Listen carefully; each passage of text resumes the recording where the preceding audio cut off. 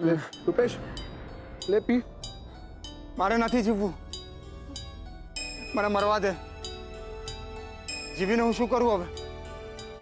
મારે અત્યારે તારા કોઈ ઇમોશનલ વેડા નથી સાંભળવા. એક તમાચો લગાવી જો વધારે બોલ્યો છે તો. પી ચૂપચાપ.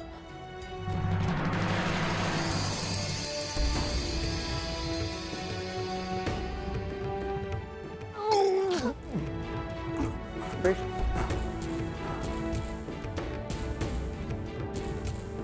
લે પાણી પી.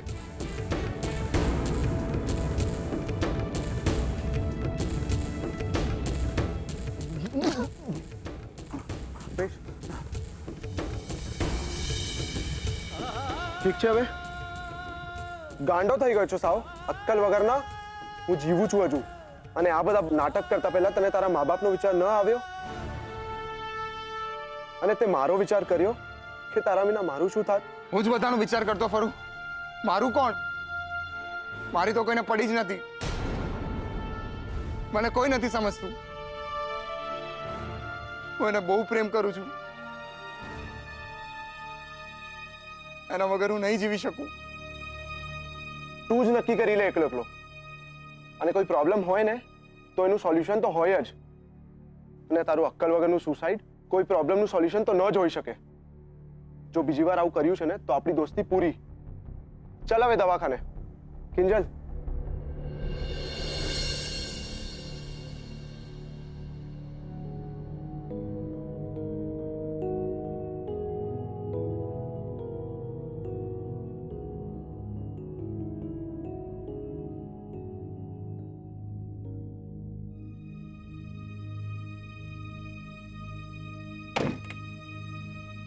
અરે તું કેમ ચિંતા કરે છે?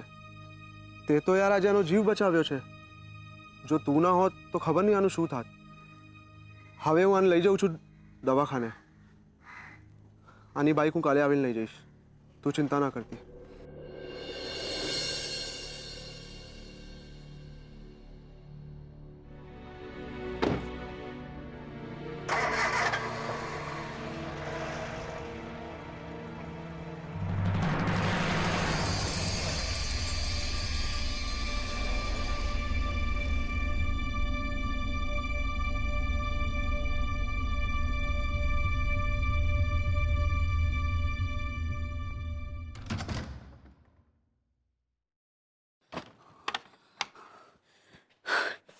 સેજલ, તને યાર શું કહું, કેટલી મોટી પ્રોબ્લેમ થઈ ગઈ હતી. રૂપેશે તો આત્મહત્યા કરવાનો પૂરો પ્રયત્ન કરી લીધો, પણ એટલામાં ઉત્કર્ષ આવી ગયો. આજે તો જીવ પર આવી ગઈ હતી. માંડ માંડ બચાવ્યો એને, અને મીઠાનું પાણી પાયું. પણ તું કેમ કઈ બોલતી નથી?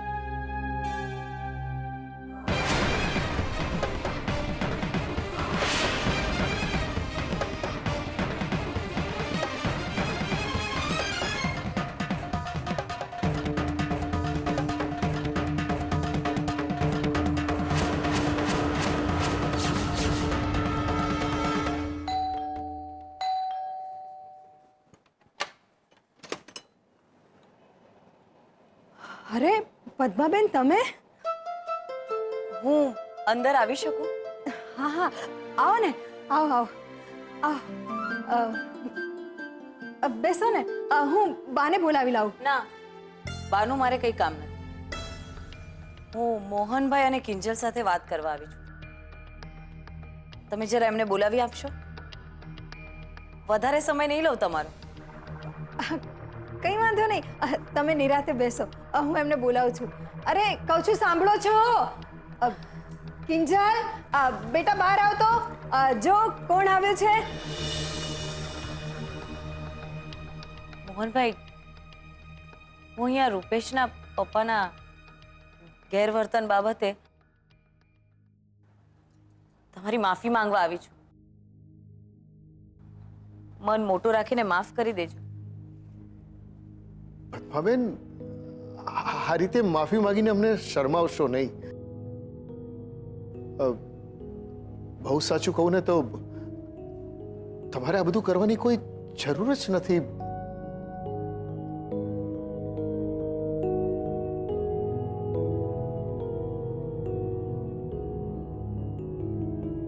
ખરેખર તો મોહનભાઈ, એ તો તમારી સજ્જનતા અને તમારા બધાનું મન મોટું છે ને એટલે. બાકી રૂપેશના પપ્પાનો સ્વભાવ પહેલેથી જ થોડો આકરો છે, એટલે એમણે જે પણ કંઈ કીધું હોય એનું ખોટું ના લગાડતા. મને ખબર છે કે શું થયું હશે અને કોણે શું કહ્યું હશે, એટલે તમારે ખુલાસો કરવાની કોઈ જરૂર નથી. અને આમ પણ રૂપેશના પપ્પાને અમુક બાબતો થોડીક મૂડી જ સમજાય છે. એમના ગુસ્સા પર એમનો બિલકુલ કાબુ નથી, એટલે એમની વાતો અને એમના વર્તનથી તમને બધાને કેટલું દુઃખ થયું હશે એની મને ખબર છે.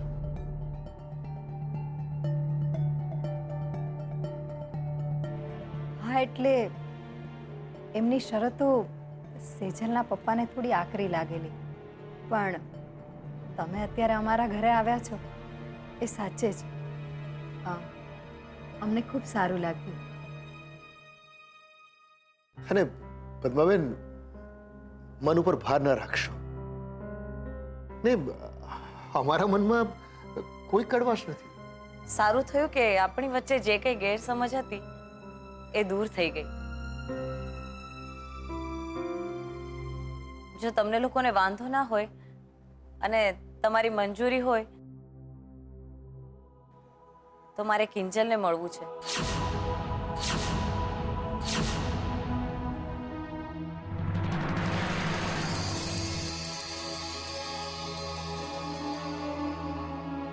અરે પણ કિંજલ સાથે તો શું વાત. કિંજલ, જી પદ્માબેનને તમારી રૂમમાં લઈ જાઓ. જી આવો.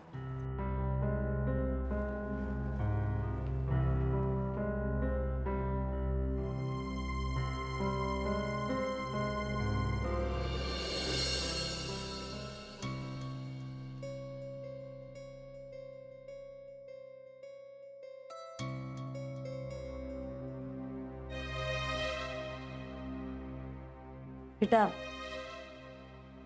મારે તારી પાસેથી એક વચન જોઈએ છે. વચન? શેનું વચન? શું થયું આંટી? બધું બરાબર તો છે ને? હા, હવે બધું જ બરાબર છે. ઉત્કર્ષે મને બધી જ વાત કરી. તે મારા દીકરાને નવી જિંદગી આપી છે. ના આંટી, એ તો ઉત્કર્ષ સમયસર આવી ગયો, બાકી હું તો મૂંઝાઈ જ ગઈ હતી. પણ તે બહુ હિંમત બતાવી.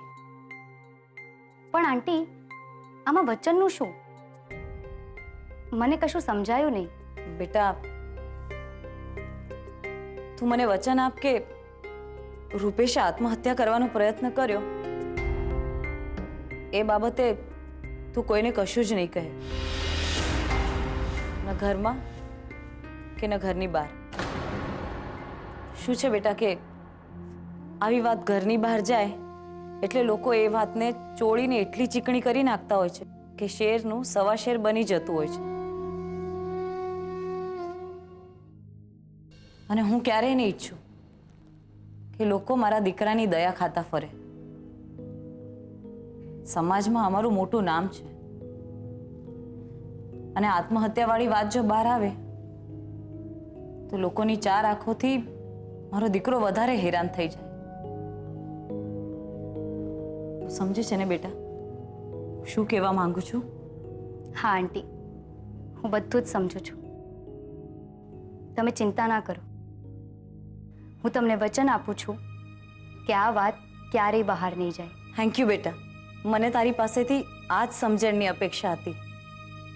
અને તું ચિંતા નહીં કરતી, હું બધું જ સંભાળી લઈશ. આ લવ મેરેજ અરેન્જ મેરેજ જ રહેશે અને સેજલ અમારા ઘરની વહુ બનશે જ. જ્યારે તમારા જેવા વડીલોનો સાથ હોય ત્યારે અમારે કોઈ ચિંતા શું કામ કરવી પડે? અને જે ઘરમાં તારા જેવી સમજદાર દીકરી હોય એ ઘર સાથે સંબંધ બાંધીશું તો અમે ખરેખર નસીબદાર ગણાશું. ચાલ, મારે મોહનભાઈ સાથે અમુક અગત્યની વાત કરવી છે. પપ્પા સાથે? હા, કઈ વાત? તું ચાલ આપણે નીચે જઈએ એટલે તને બધું સમજાશે. ચાલ.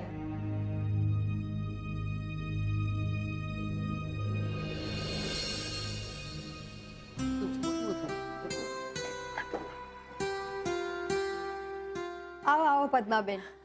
પદ્માબેન આ અમારા બા, અને બા ઓળખાણ પડે આ પદ્માબેન. લે કર વાત, હું આમને ન ઓળખું.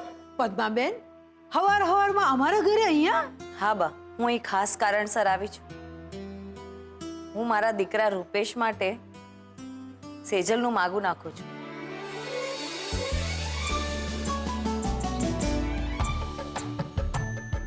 એટલે હું શુકનનો રૂપિયો અને નારિયેળ આપવા આવી છું.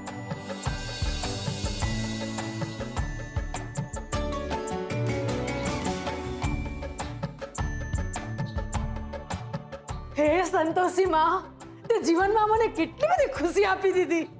અરે મોહન, મીરાબહુ ઊભા છો, હું જલ્દી જઈને રૂપિયો અને નાળિયેર લઈ લો પૈસા. પણ પદ્માબેન આમ અચાનક? હાસ તો સેજલ જેવી સમજદાર છોકરી હોય તો કઈ સાસુ રાહ જોઈને બેસી રહે. અને તમારા ઘરના સંસ્કારોથી હું ક્યાં અજાણ છું.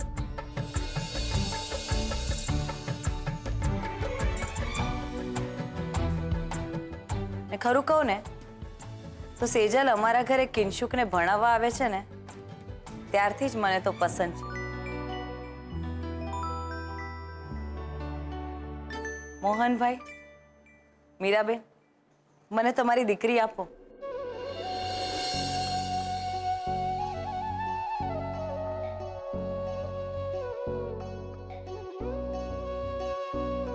પદ્માબેન, અમારા માટે પણ આ બહુ મોટી વાત છે, પણ માસુકભાઈને જો આ વાતની જાણ... હે સંતોષી માં, તને આવા ટાણે જ બધા સવાલ જવાબ પૂછે ભાઈ. અરે મહાસુખભાઈ ને કઈ વાંધો હોત તો પદ્માબેન આપણા ઘરે થોડી આવત.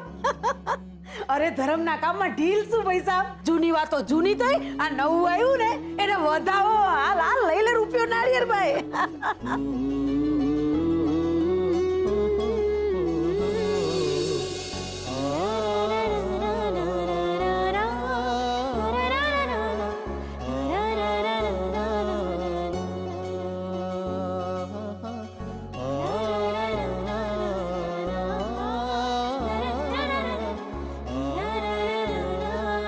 બસ જો હવે તમને લોકોને વાંધો ના હોય ને તો આજે સાંજે જ આપણે ગોળધાણા ખાઈ લઈએ.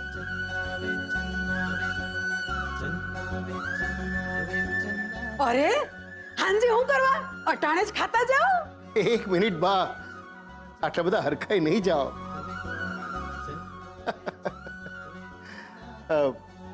તમને એક વિનંતી કરવાની છે. જો તમને વાંધો ન હોય તો કિંજલના સાસરિયાઓને પણ જણાવી દઈએ.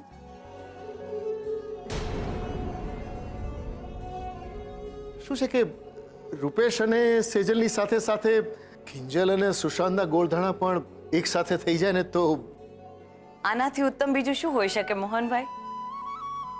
હાસ, મારા અહીંયા ટાઢો શેરડો પડ્યો પદ્માબેન. આખરે મારી ઈચ્છા પૂરી થઈ ખરી. બસ આમ જ સંતોષી માની અમી દ્રષ્ટિ રહીને તો આ ઘડિયા લગન એક જ માંડવે પતાવી દઈશું.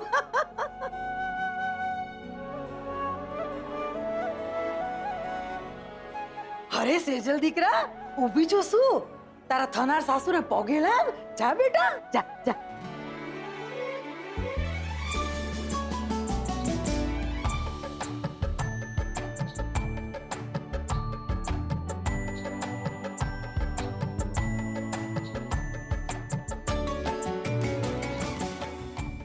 સુખી થાજો.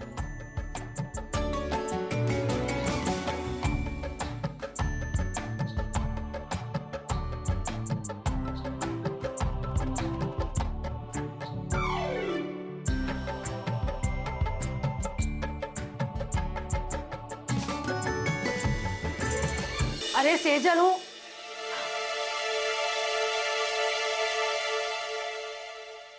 હે મારી માવડી, આ મહેમાન બાયું રહોડામાં આવીને જોશે ને તો ગામ આખામાં વાતું કરતી ફરશે કે ભવાનીબા ભટ્ટ ઘર કેવું ગંદુ ને ગોબરું રાખે છે.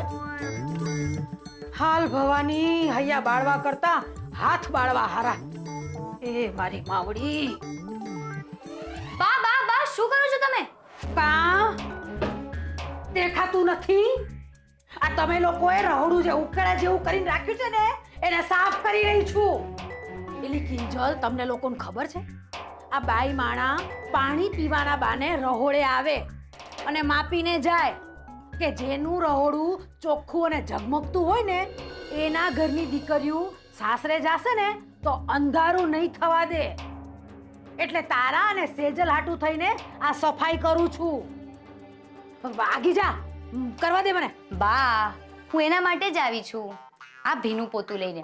અને આટલું બધું તપેલું ભરીને પાણી ન વેડફાય, પાણીનો બગાડ થાય. ઓહો, બહુ ચીકણી ભાઈ સાહેબ. હાલ જલ્દી હાથ હલાવ.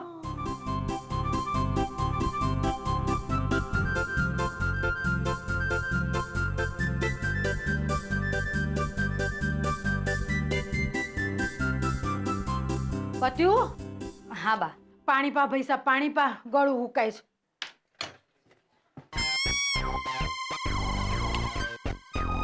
લ્યો બા પાણી.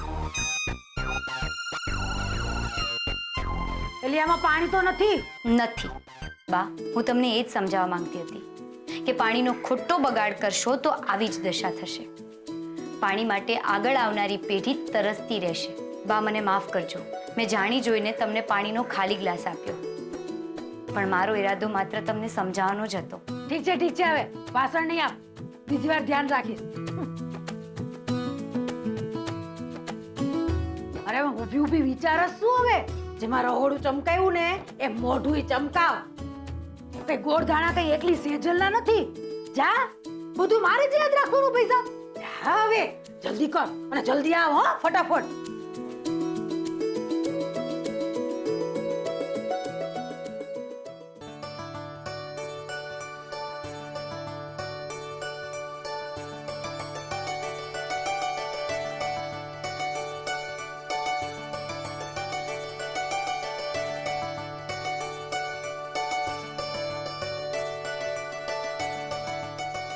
ભાભી, આ જુઓ તો, આ કેવી છે?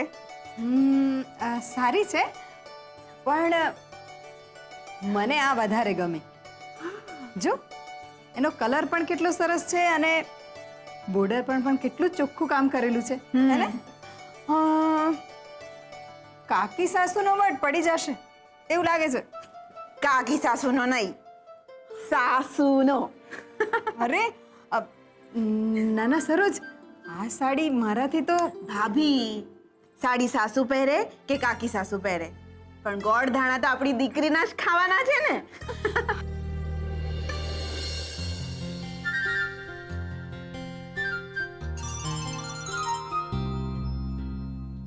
પણ કાકી, ગોળ દાણા કોની સાથે ખવાઈ રહ્યા છે એ પણ તો એકવાર જોઈ લ્યો.